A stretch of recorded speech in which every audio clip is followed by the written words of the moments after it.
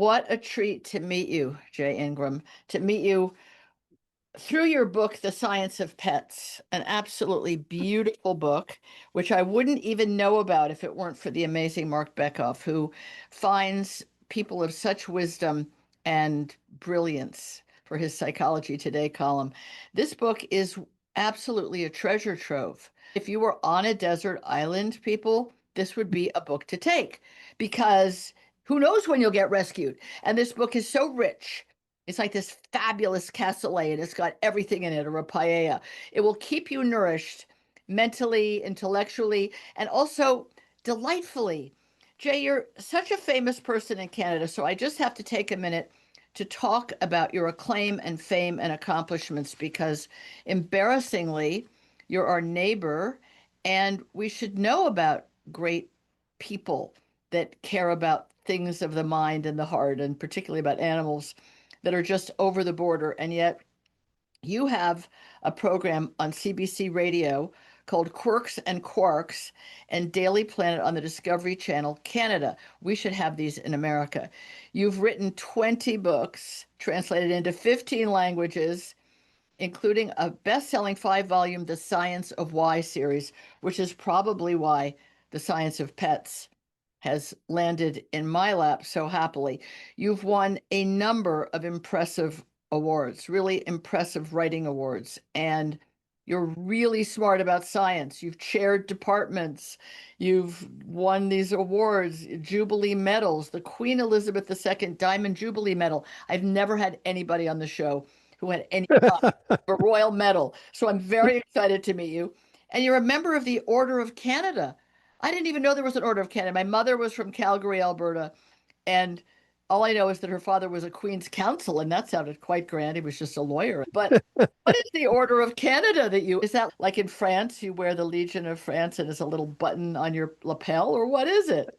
Yeah, I don't think it's quite as exalted as that, but it's an effort to recognize people who it's deemed to have contributed to the Canadian society in one way or another. There's hundreds and hundreds of people who are members of the Order of Canada, but it's still considered a good thing to have.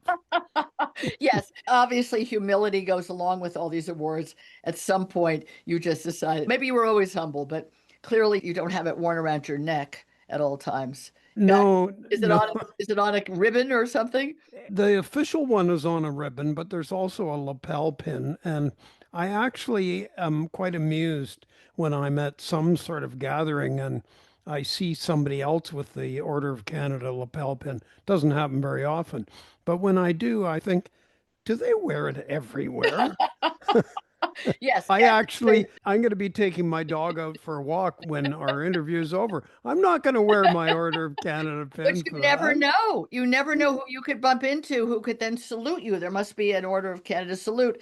I also, we have to discuss your dog for a minute. Or Your a secret secret handshake. handshake or a winky dinky that's just like only the Order of Canadians can do. Yes, I want to learn all that. I want to come across the border and be part of this illustrious group of people who are, I don't know, citizens of the mind. About your dog. Why do you have a dog who's a cross of a Standard Poodle and a Wheaten Terrier? I understand you've had another Standard Poodle. You Poodle. even have one Yeah. now. Yeah, How I was had it a an I, accident across the fence or what happened? so it was really my wife's Marianne's initiative. We both wanted to get a dog, and I was strongly arguing for a standard poodle because my previous one had lived 17 years and was just Absolutely. a really remarkable, friendly, somewhat mischievous dog. But I loved him. But she had some reservations, which I actually felt were not well placed, but nonetheless, you got to come to an agreement. And then we noticed there was a place in the province of Alberta where your mother Oh, came I'll from. be darned. Yeah, that was breeding them. So we bought one. This in this province in Canada, a breeder, a legitimate breeder, not a puppy mill, had No, decided no. let's cross a Standard Poodle with a Wheaten Terrier. Yeah, and you know what's really interesting to me is that first of all, more people, so they're called Whoodles, right? Oh, Dios mío. And yeah, exactly my reaction. So I never call him a Whoodle because I think it's a Thank stupid God. name. But I have randomly met more people than I thought I would that either had a Whoodle or knew people who had one.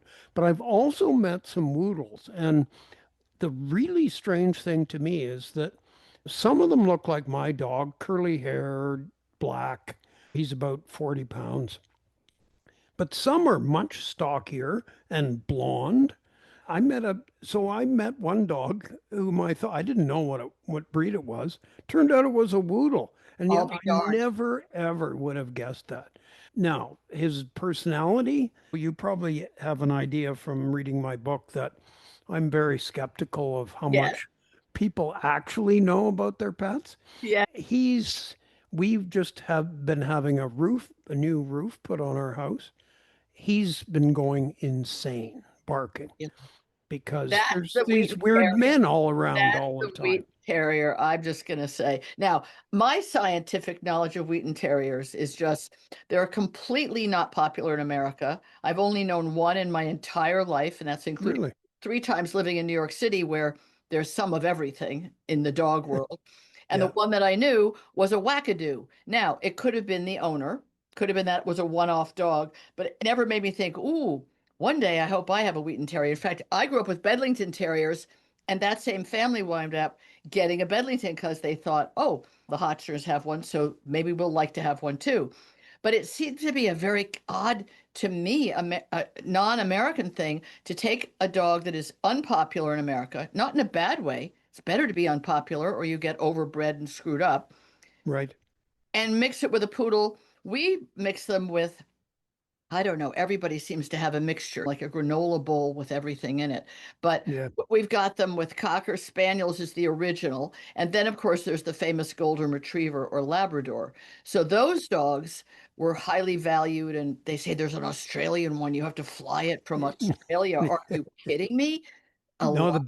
the best line I ever heard about that was that if we're patient enough, Labradoodles will be the most common mammal on Earth. Oh, that's very funny. Yes, it was the trendy thing, but now Woodles are the thing. Now, people hearing this are going to say, oh, that's novel. Your book, we're here to talk about the science of pets. We But are we talking are. about, That's exactly why I started this conversation. I thought, here's this man who has this amazing vision. It's like you have a brain that goes wah, wah, wah. You see everything and you take it in and then you digest it and you think about it. Why do people have ferrets for a pet? Or what yeah. about the Tiger King? Or what about the Egyptians and the cats and the mummies? And that whole his and Narcissus, how did Narcissus come into it? You have the whole thing of Narcissus and exotic pet owners, and there's a thing every idea you have attaches to another idea, and that's why the book is great for the desert island when you're stranded Yeah. because it's Yeah, some people would call that scatterbrained. oh no, Um, it's divine. It's so but great because everything connects with everything else. But let me people are tell getting you, let me tell you one further thing about my dog Robbie. It's not even a further thing. We haven't really talked about him, but that he doesn't like roofers. I no, he definitely doesn't. But I look at it as Wheaten Terriers. Pretty much, they are stubborn. They are stubborn dogs, as much as I've heard about them. Poodles, as we know, are pretty smart, but smart and stubborn together is Oh, not good. oh, that's a Not brilliant good. point. That's why Cockapoos were a brilliant idea. I've owned a Cocker Spaniel, a Yeah. hybrid Cocker Spaniel, and I always called him a visitor on our planet. He would sit on a hilltop with a rubber carrot in his mouth, side to side, just looking out in space. And I thought, oh, he's a poet. He's composing He's quietly. calling them. Yes, calling them hello, carrot people. And Poodle's very bright and fun, and the Cockers are sweet and darling and amenable and pliable and all that. They're not like a working spaniel that goes out and looks for dead ducks and stuff, right? So I thought that's why the cockapoo was really successful and continues to be for a really long time. But then when you put them with Cavalier King Charles Spaniels, one of the most overbred and Yeah. therefore destroyed breeds, brains that do not fit in their skulls. That's and any brachycephalic breeds that have their muzzles shortened and pushed into their skull. And there was just they're unhealthy generally. And there was just a paper published maybe about a week and a half ago with numbers that I'm probably not going to remember exactly, but just that a very high percentage of certain breeds, like pugs, for instance, Mhm. or French bulldogs, Yep. do have respiratory issues. Oh, Now, God, yeah. some of them can survive them, but some of them don't. Oh, I whatever the number is, it's high, is way up there. Um, but the idea about the Cavalier King Charles Spaniel, such a sweet, darling, adorable companion toy dog, and then crossbreeding it with a poodle, but what have you achieved? Why did you do that? Yeah, Or a multi-poo, a yeah. Maltese and a poodle. Why? And so one of the things in your book is about people wanting rarity. You talk about the exotic pet owners. I know a bit about them and their animals because I have a show called Exotic Pets. So I've learned Oh, more about snakes, spiders, fish, things that crawl and creep and fly than I ever did before. And it is interesting. Are the owners exotic themselves? And what makes them different? Why do they choose that instead of a traditional pet, i.e., dog or cat? that's so. I was, as you've noticed, I was quite interested in that Yeah, question yeah, because I soon learned as I started writing this book that it really should have been called The Science of Pets and Their Owners, because totally. much of the Yes, science is about that relationship. And exactly. much of the, I've also come to learn, much of the information you get about a person's pet is really the person's idea of what's going on with the pet.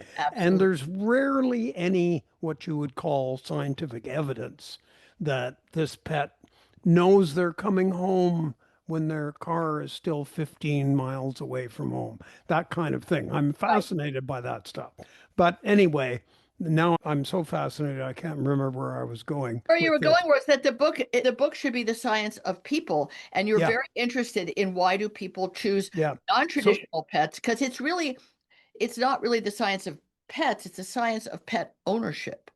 I think that there have been lots of studies trying to disentangle the motivations Mhm. people, especially as you noted, who own exotic pets.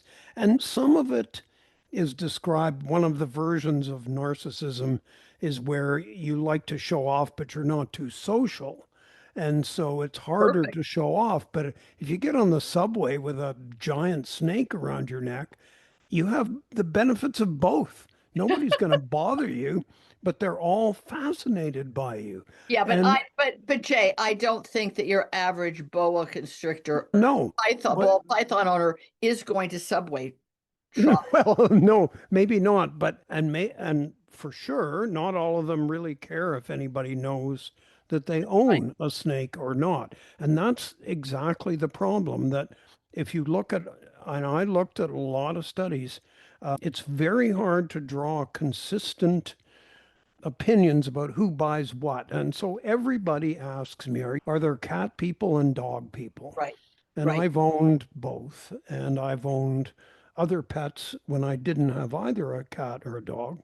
And I just say, is my personality changing every time I change pets? I don't think so. It seems to me it's much more living circumstances that drive a pet choice for many people. If you live in a studio apartment on the 15th floor in New York City, it's way easier to own a cat than it is to own a dog. And if you feel you just want a companion, then you're going to drift toward cats. There are some features that seem to be consistent, but I'm almost reluctant to mention them because for every study where I would say, look, this really showed that people who aren't that extroverted prefer cats. But then there will always be another study that doesn't come to that conclusion. But you also, in that exotic pet chapter, exotic owner pet chapter, you point out that the studies that you looked at, one was set in Russia. So we don't know Yeah. anything about a Russian mentality about animals. It Maybe was some people do. that's a fascinating study because But what was people, interesting, you put it out. A study is only as valuable or meaningful as how many people were in it and who gathered them and what is their social context, yeah, right? all of that. And that wasn't a big study. So Right.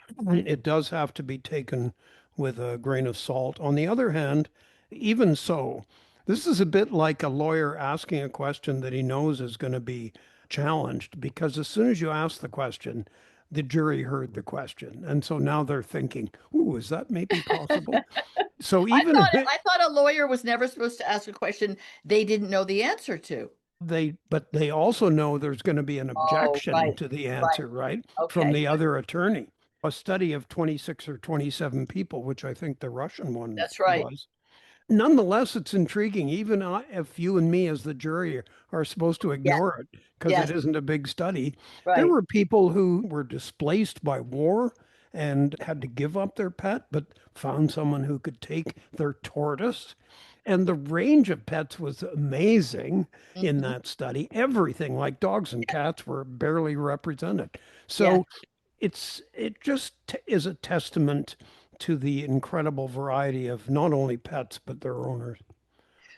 Some of the things that you talked about in earlier chapters that were more dog or cat oriented, you gave the impression that you didn't think, either personally or based on everything that you had learned, which was a lot of things, that unless there was a kind of active interaction with the pet, that you didn't, and maybe I misread you, that you didn't necessarily consider that pet ownership or a bond or a relationship because the animal was either I'm thinking of some of the animals that I've talked to people about on my show, exotic pets. A tortoise, maybe it just sits there. Maybe it doesn't do anything. Or a tank full of fish, or a snake that only moves out of the sand once a week or once a month to eat the thing you leave it, but you won't see it doing it because it only does it in the dark. I've wondered about this myself. So those pets mean something to those people. They really have gone to lengths, money and environment and habitat and lights and humidity and the right food that is either something living, they've got to go take care of the living food until it's time to feed it, or it's in the freezer, a bunch of dead rodents or something. And yet, those of us that aren't having those as pets, you seem to give the impression that you thought, what does that qualify as? Is that a bond?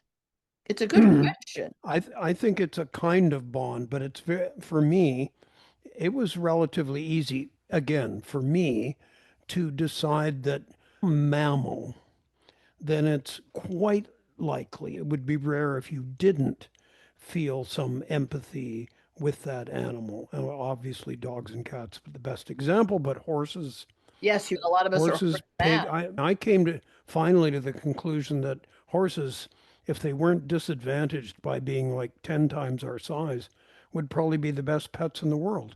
Anyway, so I there like is a that part. bond. Yeah. Yeah, there's a bond, but I don't, I think it's more likely to be a kind of, for me, it was a curiosity sort of bond. I had a pair of lizards Right. and I was fascinated by them, but together we really didn't do anything.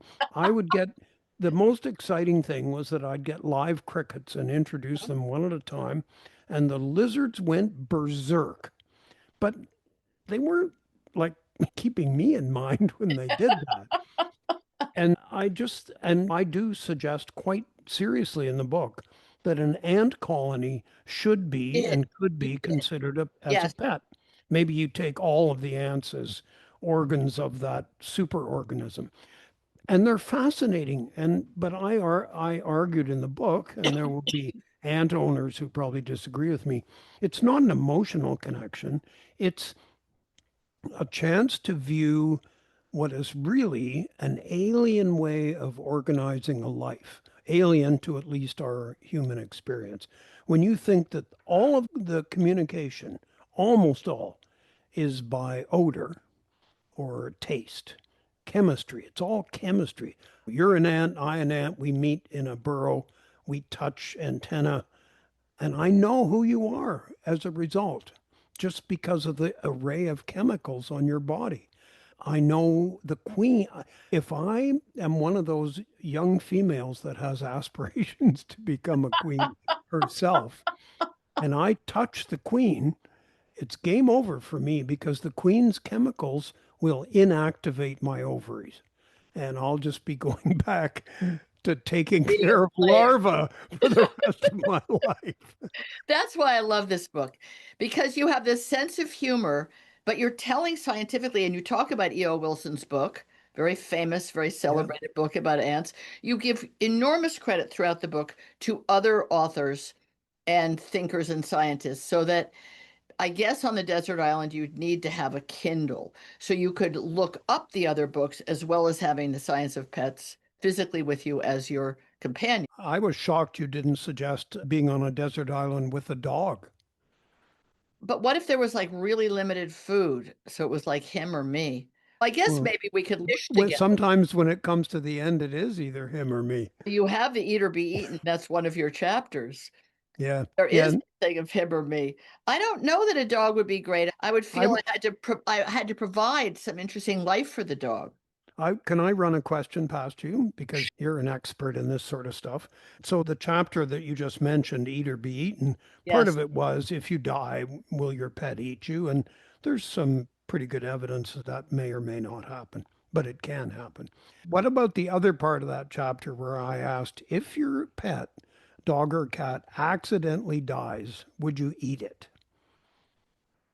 Darn what anybody would say. Come on. There are lots of people who would say actually of the sort of three or four people that talked about this, they all said, sure, if I die and like I don't care if my golden retriever is hungry. Why not? Oh, I thought you were saying I'm sorry, no, dog I'm died sorry. I got instead. myself backwards Oh, there. well, then Sorry. that was very Your backwards. dog, you don't kill your dog though. Your dog's hit by a car or something. You bring it back in the house. Going to eat the dog, Jay Ingram. Why? Okay. I'm not lacking for protein sources in my fridge. And I think that the rituals that we have around dead dogs and cats, which are to, in many cases, do burials or do cremations, and then people make necklaces and charms Yeah. out of their dust, and or they keep the urn in a special box and they wave to it as they go by the mantelpiece. Maybe their mother and uncle are on the mantelpiece too. I'm not a big believer in rituals, but that's so you don't go by me. I'm very unsentimental. I'm not going to keep the ashes of any dead things that I loved around me, but I'm not going to eat them either. Okay. Well, But I I bet mean, I know there are people that have said in yeah, answer to the question, sure, I would. but But of I don't know course, who these people we are. I don't think actually put them to the test. they're being provocative by saying sure. And even in South Korea and the north of China, where dog meat was a trade and was Yeah. an industry, the north of China, it's being somewhat extinguished, although we don't really know what's going on in China because we only get to know what they let us know. But in South Korea, the younger generation has actually, I believe, actually now put a stop to the farming of dogs and therefore the eating of their meat. A little different than your companion because South Korea has a huge pet population with pampered costumes and booties and tiaras for their dogs. I'm sure they have an Order of Canada for dogs in South Korea or the equivalent. They adore, Probably do. they probably do because the world is a mysterious place. Jay Ingram, we have run out of time. This book is, people listening are like, why isn't she talking more about the book? It's impossible. It is so rich and full. It's a cornucopia of ideas and information. It's provocative. And at no point do you have to answer the question, would you eat your dead dog or cat? That's just Jay being Jay, I can now tell in this conversation. The book is delicious. And I can't thank Mark Beckoff enough for having found it and brought it to me. And I feel very proud to bring it to America because in Canada, you're already so celebrated. I'm sure people do stop you on the street, even without your Order of Canada pin, and say, oh, was that Robbie, the famous Robbie? I think it's just great to have met you. I wish we lived nearer because I would definitely hang out and I would like to know a little more about the Whoodle.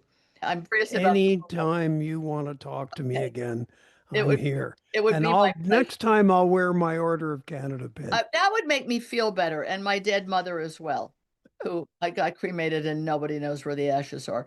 Listen, Jay, it's been a complete delight. And if there was a desert island and I had to be on it with someone other than my beloved husband and my beloved dogs, you might be a really great companion. You're I'm, great fun. Thank you so I much. am flattered for that Well, comment. I tell your wife it's nothing personal, but it's personal. I Thank you will. so much. Okay, take Okay. care. Bye bye. Thanks. Bye.